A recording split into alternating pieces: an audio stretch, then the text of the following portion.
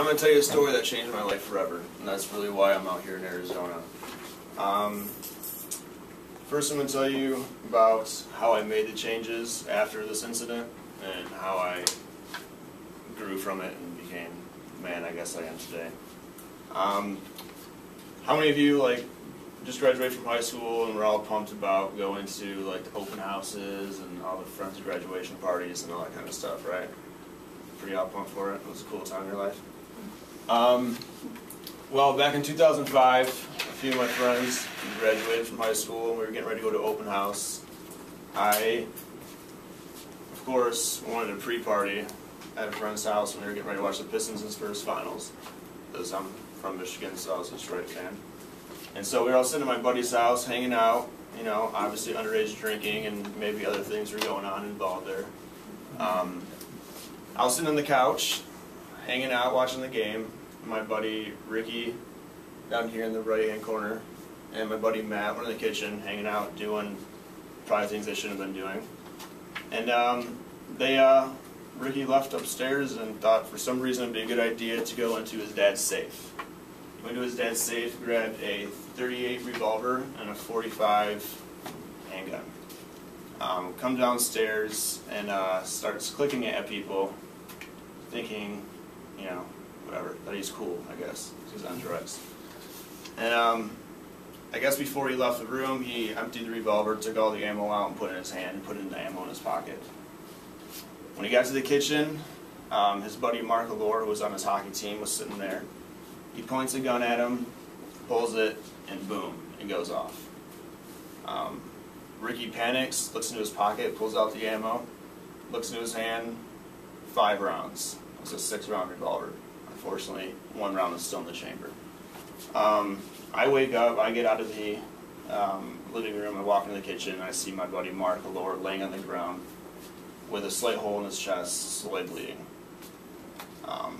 Everybody panics, all the girls, everybody left. It was just me, my buddy Matt, and Ricky now still at the house.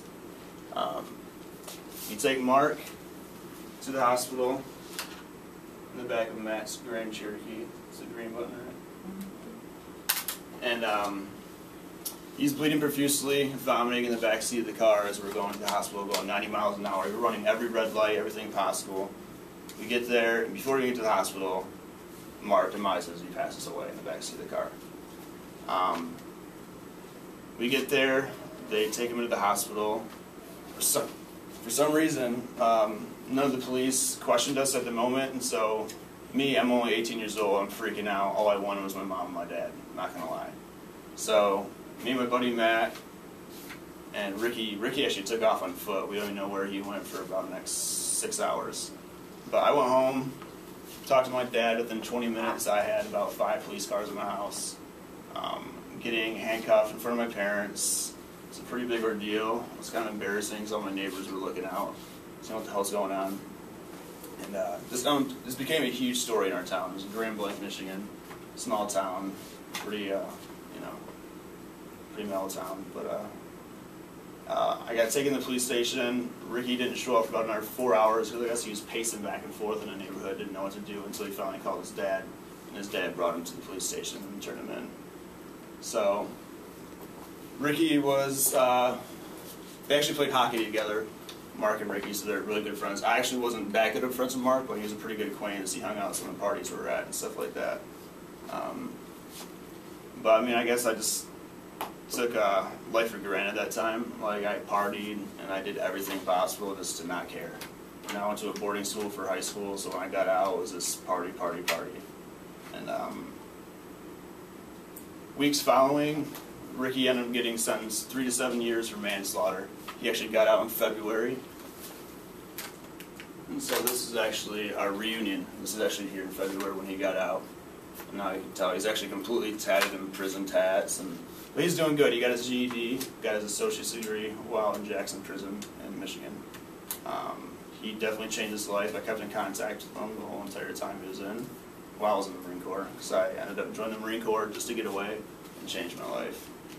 So, moral of the story is, if you're stuck in a situation and you feel like your life sucks, there's always possible to change. You can get out and move away and do something good from something horrible.